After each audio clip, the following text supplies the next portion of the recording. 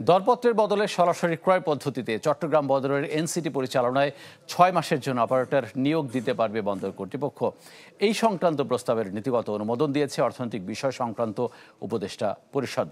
সভা শেষে তথ্য জানান নৌপরিবহন উপদেষ্টা ডক্টর এম সাখাওয়াত হোসেন। জানান, এনবিআরের আন্দোলনের কারণে আমদানি রপ্তানির উপর খুব বেশি প্রভাব পড়েনি। আর অর্থ উপদেষ্টা সালেউদ্দিন আহমেদ জানান, নির্বাচনে বরাদ্দের ক্ষেত্রে কোনো কার্পণ্য করবে না সরকার।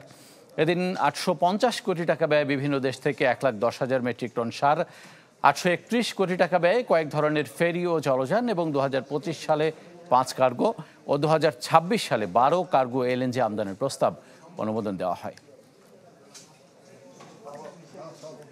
পোর্টে যে অবস্থা ছিল 3-4 দিনেরটা অলরেডি যেগুলি এক্সপোর্ট হওয়ার কথা ওগুলো ঢুকে গেছিল। They are waiting for to be lifted in ship, মানে জাহাজীকরণ বাকি ছিল। কাজে ওইটাতে কোনো এফেক্ট হয়নি 3 দিন। এখন যে সিদ্ধান্ত হচ্ছে, এখন যেটা আছে এটা বন্দর ডিসাইড করবে কারা করবে।